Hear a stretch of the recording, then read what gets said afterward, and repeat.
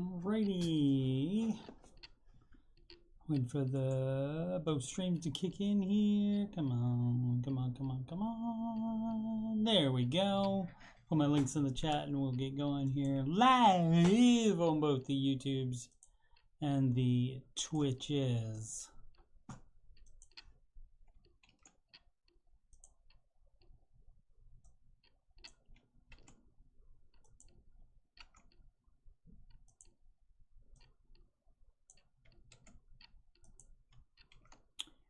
Ramsey show had almost already, I mean not almost, had already finished, and then all of a sudden my chat app disconnected for some reason. It's back up running right now, so we are all good. We only had the Baby Step song yesterday, so I thought we'd what we got, episode 299 today. So as I said, we only had a Baby Step song yesterday, so John doesn't know about this show, I don't think, Troy Story, which is just fine with me. Alright, so, but like I was saying, we only had the Baby Step song yesterday, so I thought I'd add one today. From, when is this from? 1963, the Beatles. Listen for it. Drum taps, and we'll try to come in on the right beat here.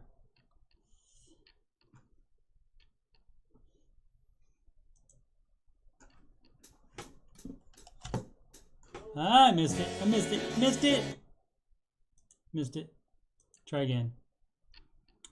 This for all the girls at the subway. Close your eyes and I'll kiss you. Tomorrow I'll miss you. Remember, I'll always be true. And then while I'm away, I'll write home every day, and I'll send all my loving to you. I'll pretend that I'm kissing the lips I am missing, and hope that my dreams will come true. And then while I'm away, I'll write home every day, and I'll send all my loving to you. All my loving I will send to you. All my loving, darling, I'll be true.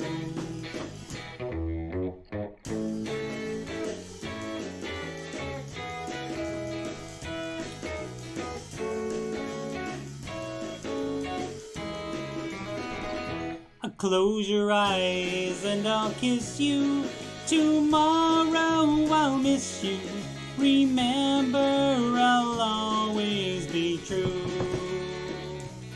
And then while I'm away, I'll write home every day, and I'll send all my loving to you. All my loving I will send to you. All my loving, darling, I'll be true. All my loving, all my loving, ooh, all my loving, I will send to you. All right, more drum taps.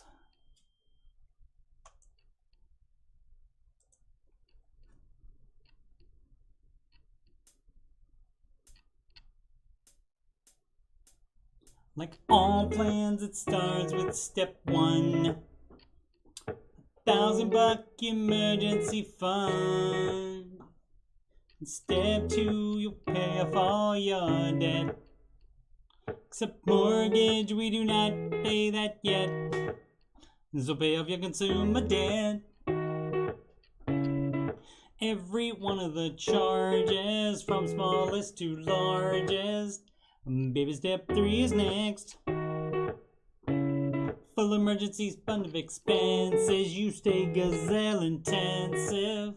His name is Dave Ramsey, and this is his plan. And I hope to meet him, I admire the man. I've messed up in my life, but these steps have made it right. That's why I go, and why I host this after show. If you don't like the way that it's working out, you should do the baby steps. And if you want to have financial peace, then you should do Dave's baby steps.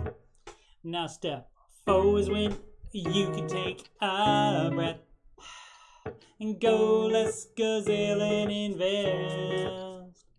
Step 5 is to save for your kids. No student loans at all for college. 6 is to pay off your home. Step 7, build your wealth and don't keep it all yourself, and you live like nobody else. Now you get to live large, and now you get to give large. His name is Dave Ramsey, and this is his plan. And I hope to meet him, I admire the man.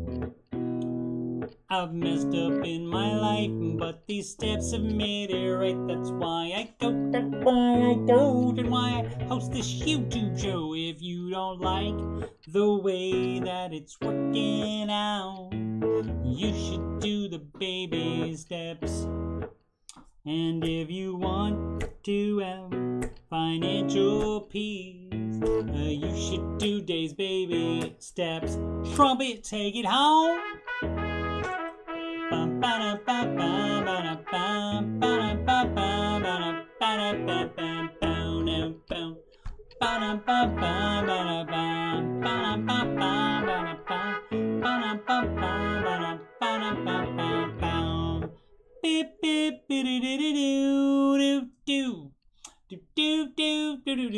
Live from Columbus, OH.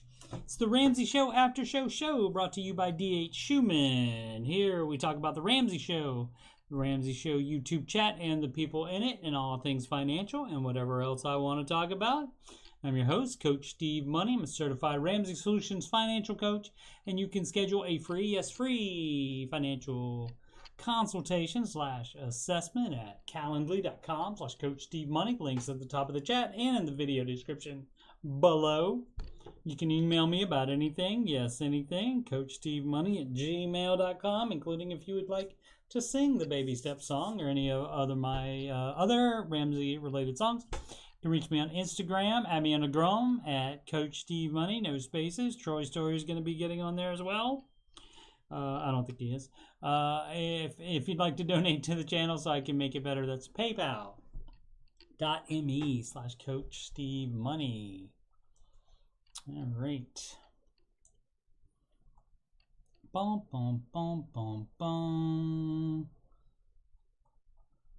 Oe all night. I think magical elixir means. What's up, Polly? Thanks for dropping by. I think magical might mean Obi-Wan on tonight. I think might be the English translation for that. Obi-Wan is on Wednesday nights. There are 2 more episodes of that to go. Alright, let's see. How about a little more agua, since I sung 2 songs already. Episode 299 of the After Show was a new show today of the Ramsey Show. And Dave Ramsey, of course, was the main host in the big seat. And with him co-hosting, of course, was George Camel. Yeah. He used to host YouTube back in the day. Ken Coleman calls him George Camel with a K. Now George shows 3 podcasts. They don't cost a cent. Borrow Future, Entree Leadership, and the fine print. Opened up YouTube, saw the thumbnail was Camel. It's always fun with George on the panel. Hey, where's Acer Cinderloni? Where's Flannel? no one does it better than our guy George Camel. Paid his house off. Got a second dog. Baby step 7, y'all. Got a 2013 Tesla. Told some lady that called that her horse did not know her name. And he's our guy, of course. Longtime host of the YouTube broadcast back when it was live.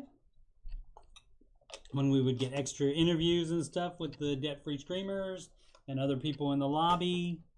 Those were the old days. Oh, it means how we doing tonight was what it was. I am good. Thank you so much for watching. All right, and Troy Story guessed his magical elixir was doing mobile. All right.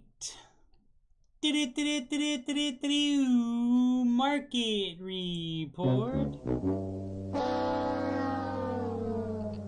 Alrighty, and we'll see if Troy Story what Troy Story can do with this. Because the NASDAQ is actually positive, 0.18%. And so maybe that'll be enough to get me up there. In fantasy mutual funds, which is a game that they do have. They have different apps of that where you can buy stocks with your friends. You can pretend to buy them, and you can compete in the overall value of them, and you can compete with your friends. And so when I did a story about that on the after show before, I thought, hey, maybe it would be fun if we did that with our actual mutual funds. And so Troy Story has some value / boomer funds, and those do better when it's down because those are less down. But when the going is good, they're not as high up. So we'll see how that works out tomorrow. And Milka has been coming in strong with numbers, but we'll see with the NASDAQ being up if that throws any wrenches into it. All right.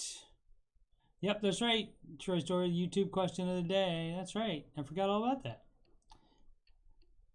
Spring says the FPU videos have been changed and updated. That's right. George Camel and Dr. John Deloney are in those now. So that is certain. Let's see. Earnings we got in 2 days. On Thursday, we got Kroger and Adobe reporting. And next week, Progressive, Accenture, FedEx. And the week after that, Nike. Let's see, the most followed single stocks on Google, and we do see some green here, which is the reason for the NASDAQ being up 0.18%. And so it would just depend on your percentages in your mutual funds. If you would have a bunch more of the percentages of the ones that are up, than you do the ones that are down. So again, we'll have to see how that shakes out tomorrow, but let's see. The most up was Tesla, 2.39%. That was down quite a bit yesterday. I think over 10%, I think, if I'm remembering the correct day. And the most down, Amazon with the 1.31% down. The least up, Alphabet, which owns Google, at 0.3%. And that's all that we need. We can check the, let's check the futures, and I think they're looking about to continue the same way. Yeah, this is the after hours trading, and you can see another almost 0.5% for the NASDAQ. And the Dow and S&P going the other way. So granted, the NASDAQ was down more in the past week. So this is just basically catching back up there, while the other ones still go down because the NASDAQ got too low because somebody thought, oh, wait a minute, Apple's still going to make a butt ton of money. So maybe we better buy some of that. Oh, we did that. Okay, we want to get the world view now. World view. I don't have theme music for that. Maybe one day. Everything down in Europe. Mostly down in Asia. We got 2 out of the 5 indices in Asia up. Currency, the euro is up against the dollar. Excuse me. Dollar up against the Japanese yen. US dollar up against the British pound, love. US dollar up against the Canadian dollar, sorry. And the US dollar up against the Australian dollar-mate. So for all the worries about the people thinking that the dollar is not going to worth nothing, it's worth more than the other currencies, mostly. Except the euro today, and that's just barely, that's 0.012%. So, yeah, and our pals in crypto, oh, look at that. I know a guy that'll be happy about that. Cardano is actually up. Bitcoin down another 4.24%, which makes that, yeah, that's all good if you bought down here, and then you got 6,487%. Gain, even 5 years is 736, but the 1 year, down almost 47%.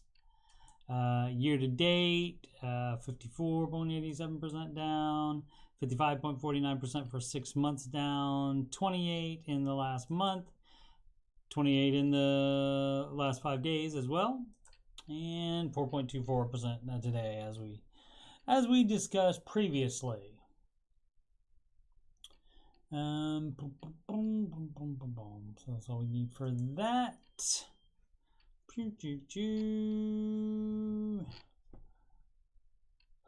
Stock futures flat as investors brace for a big Fed rate hike, and the scuttlebutt, the thinking is that they might do it to try to push that inflation curbing.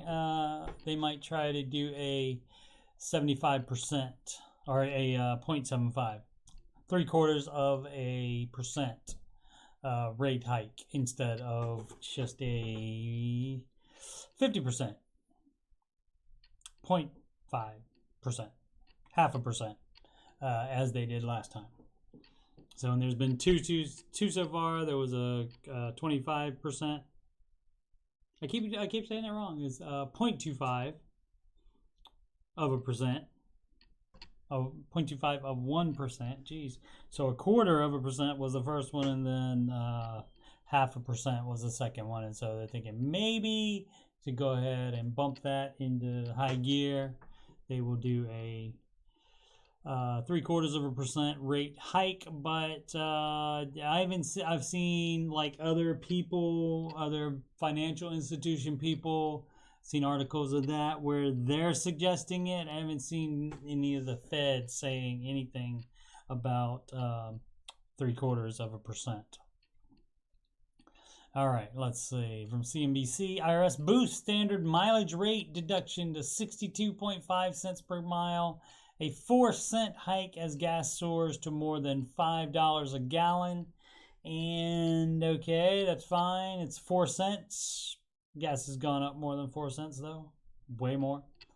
That starts starting on July 1st. Standard mileage rate applying to eligible business trips increases by 4 cents to 62.5 cents per mile due to soaring fuel costs. Oh, yeah, okay. I was comparing that to the $5 a gallon, but it depends on how many miles to the gallon you can get.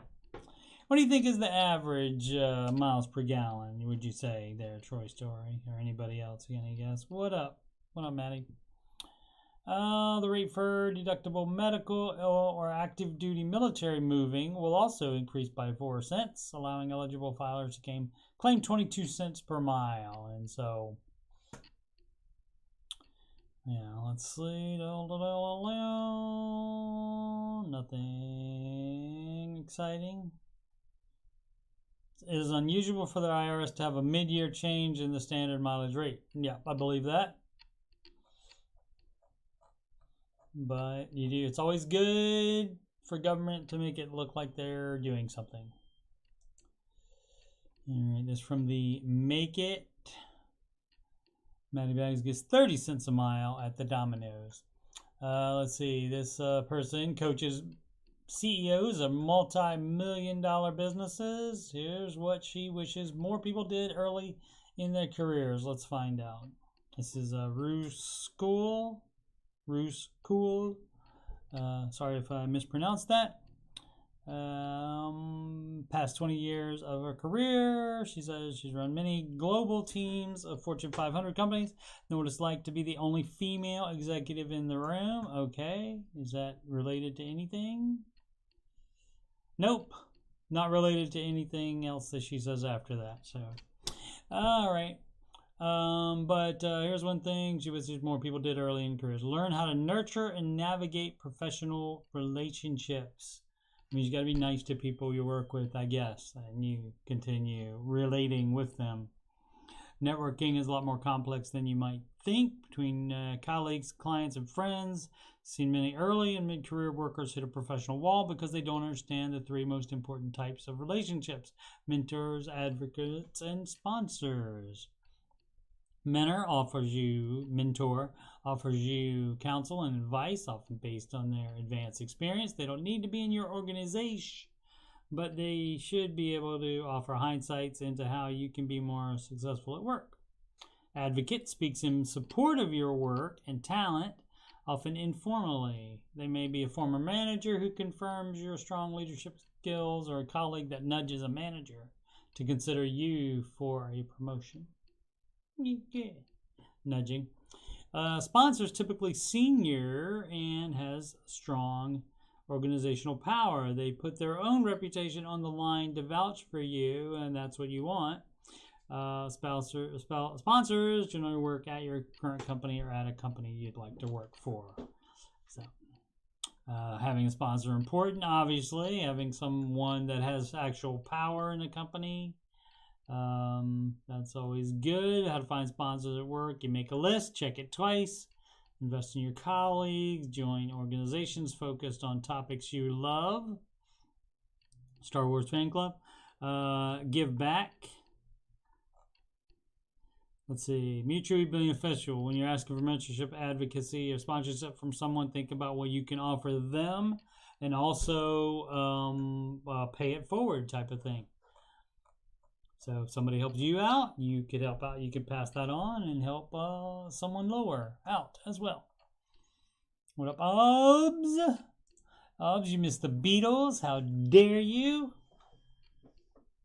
CNBC, more CNBC stuff in the Save and Invest section.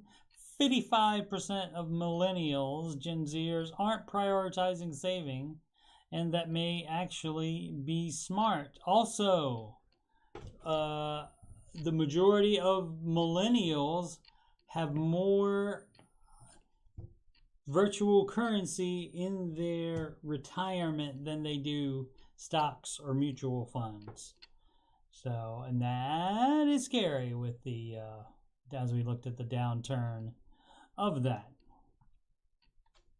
And regardless of that, government is going to be regulating. They're going to be getting in there. And that might also make it go down, because that would seem like if government has their hands on it and then it's not untraceable, it'll be traceable with the government having their hand in it and getting their tax money out of it.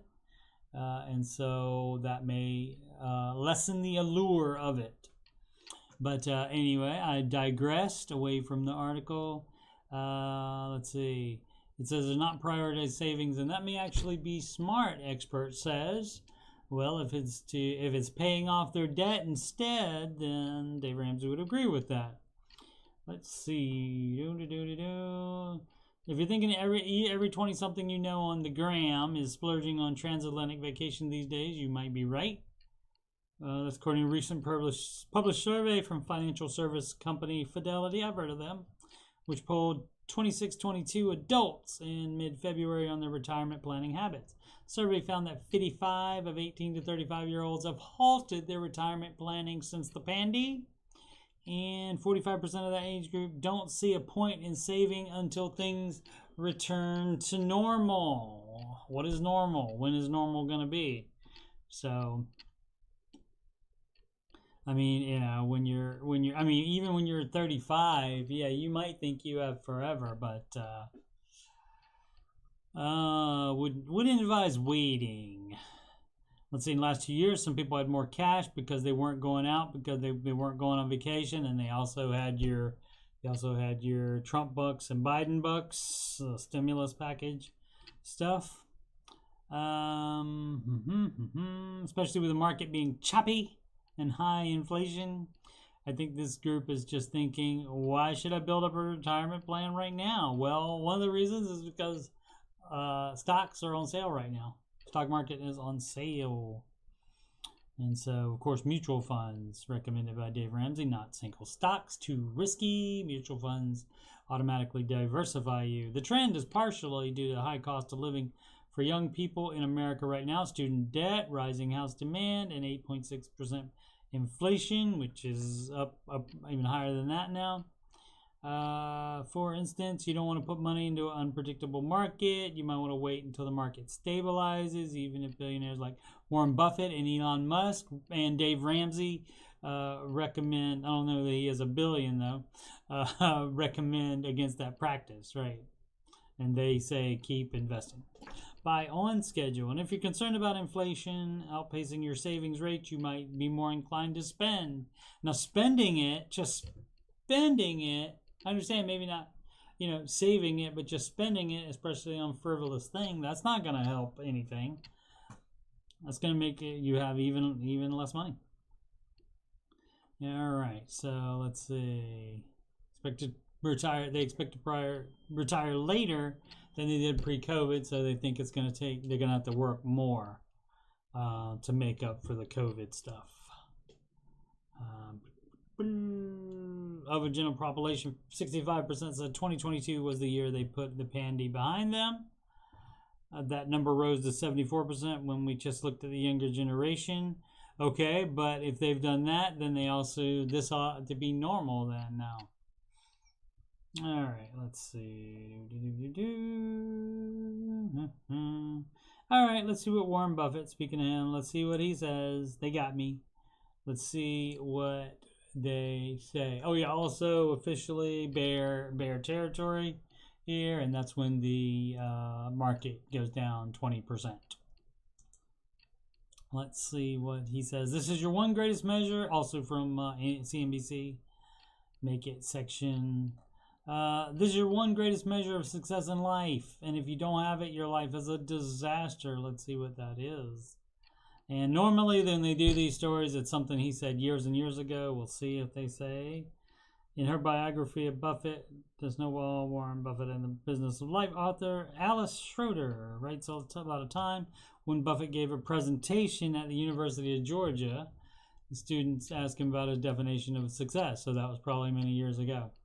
When you're nearing your end of life, your only measure of success should be the number of people you want to have love you actually do love you. Oh, that's sweet. All right. I know people who have a lot of money and they get testimonial dinners and they get hospital wings named after them, but the truth is that nobody in the world loves them. So if you get to my age in life and nobody thinks well of you, I don't care how big your bank account is, your life is a disaster. And that's probably true. So give and receive.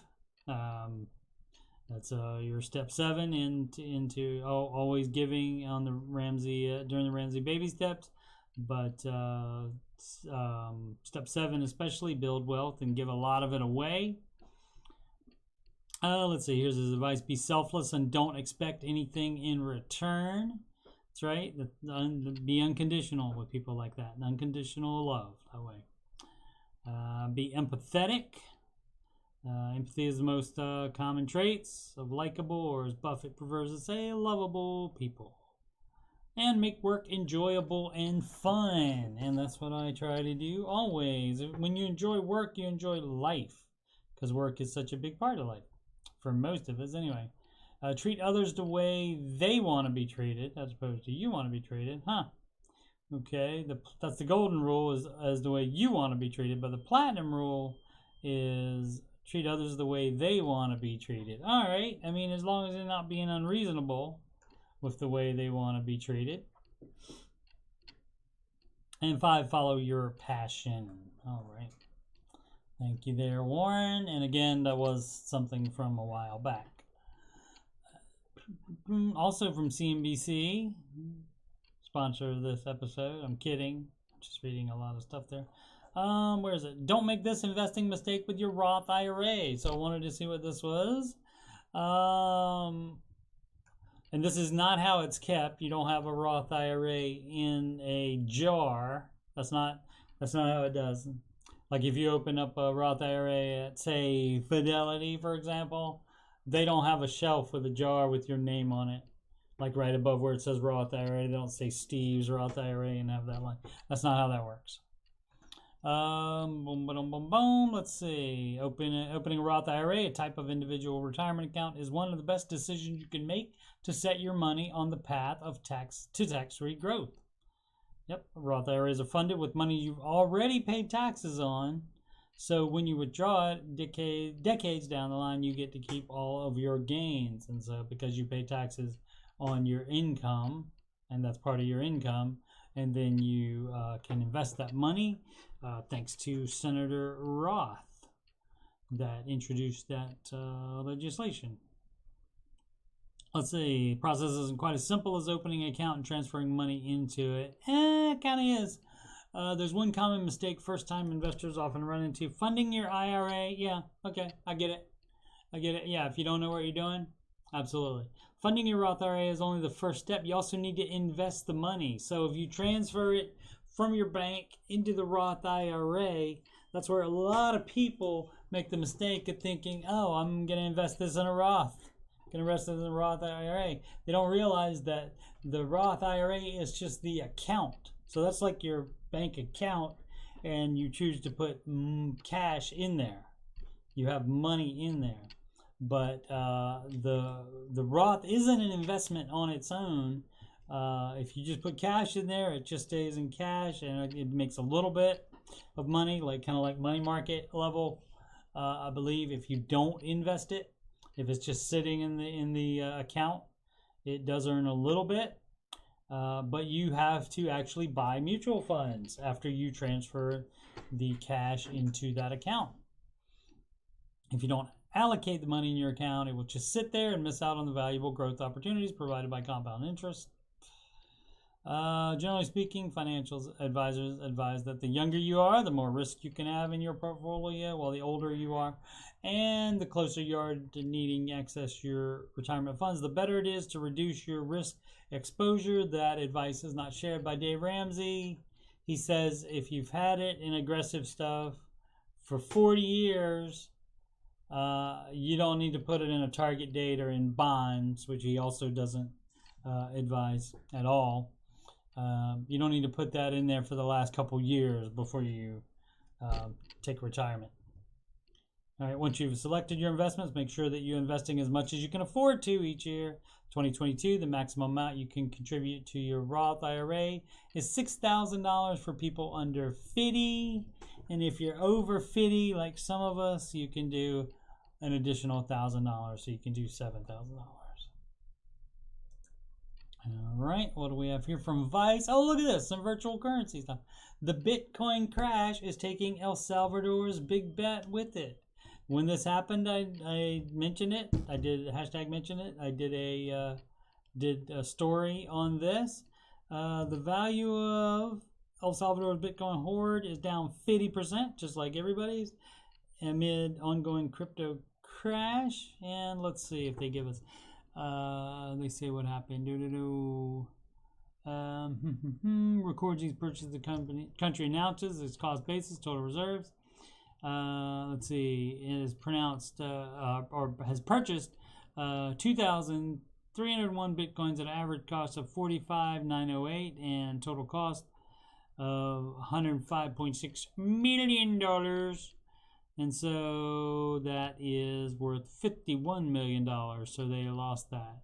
They were gonna start like paying people with that or something. I can't remember what they were doing with it, but they did want to get, let's see, shortly before its most recent purchase, rating agency Moody's downgraded the country's debt.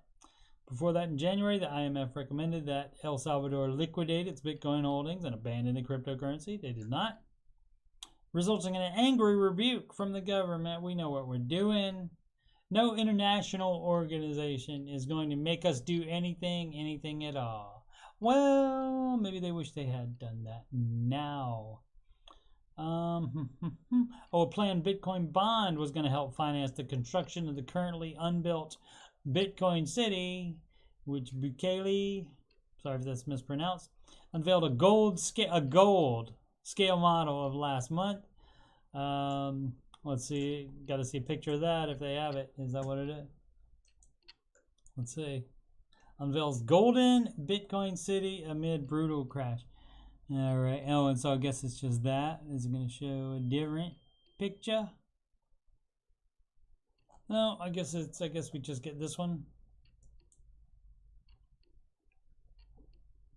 If that's even it, I don't know. Let's see.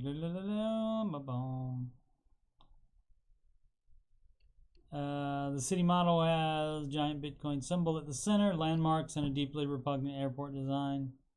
Bukele insists the actual city will be green, and of course, none of that has happened yet. Let's see if it's on the Twitter here. That's the airport. Okay. All right. I guess all around it is the city.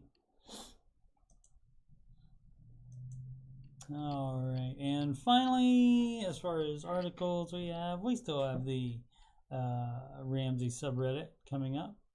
CNN Business, the stock market is demanding the Fed take historic action on inflation, and the stock market doesn't talk, so it's not really, but I guess they're saying because it's in the bear status now, being down 20%. The stock market won't be satisfied unless the Federal Reserve takes drastic action on inflation. Maybe they mean the investors now overwhelmingly predict will raise rates by a remarkable 3/4. And again, Fed hasn't said any of that. Again, this is just people talking and saying what they would do.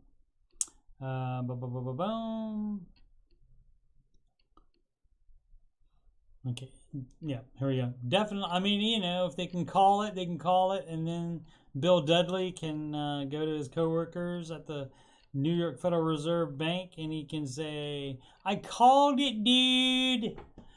Definitely, we're going to see 75 basis points after this meeting, which means a 3/4 or 75% of 1% interest rate hike. So I think they wanted to make sure that they were not following farther behind the curve. You mean falling behind the curve? So they had some conversations with some key journalists. Okay, so I mean, he works at the New York Federal Reserve Bank, but I don't know if he has inside with the actual Fed. But we'll see. We'll see. And then, like I said, if he's right, he can say, I called it, dude. All right. Reddit.com/r/Dave Ramsey. We sort by new. Public student loan forgiveness program is still having problems. Shocker. Posted by Baby Step 7. Still having problem. New figures indicate that only 2% of applicants have been approved. 2%.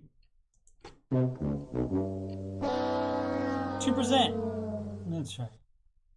And it has been a while since we've had any student loan forgiveness people in there talking about, oh, it's happening. A lot of them are happening. And granted, some are that are like automatic, and the news stories will still say that Biden did it, but they're like automatic. Like if a school goes bankrupt, or if there's some kind of malfeasance by the school, then the student loans do get forgiven automatically on those. That's not the president doing it. But yeah, but we've had, I mean, there's been people in the Ramsey chat that like are trying to, say that is working, and oh, I got mine forgiven and all that stuff. So, but it's been a while since we've had that happening. All right. See what else we got. All right, 5 hours ago. Are these not? Did it not? Oh, interesting. It's not showing the names anymore. I wonder why that is. I wonder if that's because I was saying them on that show. I don't think my show is that widely watched, but that's weird. So it doesn't, like right there where it would say in between, like right before the 5 hours ago, it would show the username of the person. Interesting. All right, but so I don't get to say who was posted by. So 403B versus 457 versus the Roth versions. My wife and I are about to start baby step 4, but unsure what kind of account we should use for my wife. She has the option of 403B, Roth 403B, 457, and Roth 457. I'm using Roth 401k and I understand how they work. We'd like to retire early-ish and found that you can withdraw early from a 457, but it seems like there would be a catch. Unsure the pros and cons. Wonder what Dave would do, or she put wife's 15%.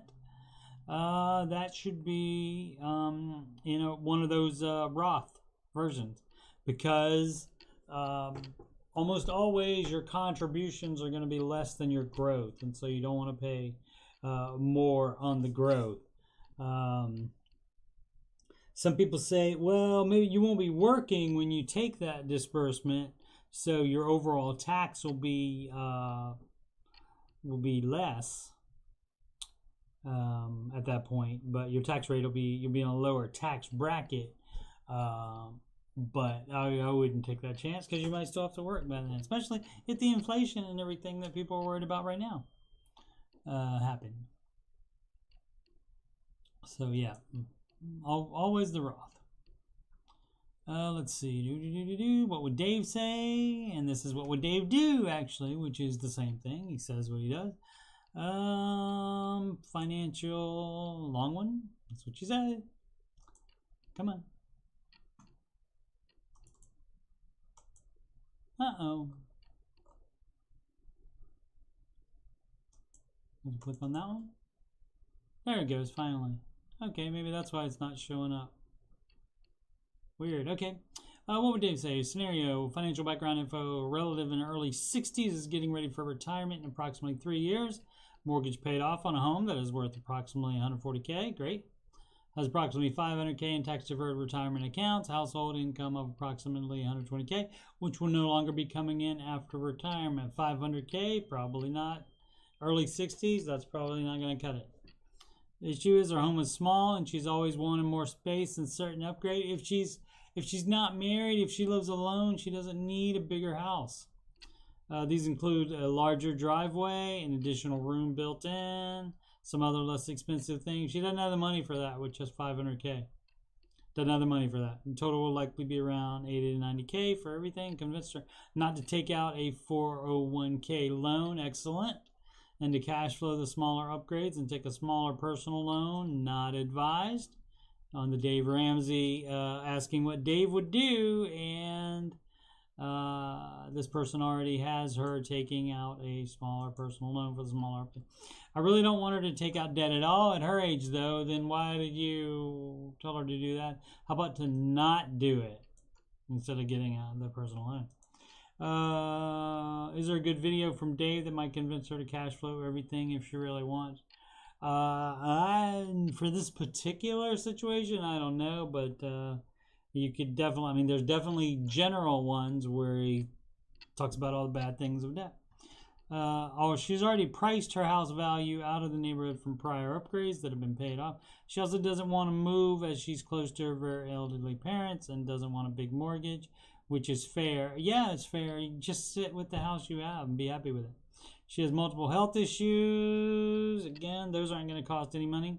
That will likely require financial resources in the future as well. She's carrying long-term care insurance. Unfortunately, I'm not in a position to help financially in the next 2 to 3 years, most likely. What would Dave advise? I might call in the show soon. Edit, added info. Okay. And so, yeah, 500K, not enough. Early 60s is too much. Even if that's going to be 65, 500K, not enough. You can't be spending money. And so if you're going down to no income in 3 years at 65, that's still, I mean, you could live 20, 25 more years. And so you have 500,000 for all that. And so certainly don't take on more debt to do that. Maybe not even cash flow the smaller upgrade. Start saving money for a bridge account so that you can wait to take Social Security, that kind of thing. But yeah, don't do that. There we go. Page is working faster now. Still no names on there. Baby step 2, Flair. Tackle bachelor school debt loan or current tuition.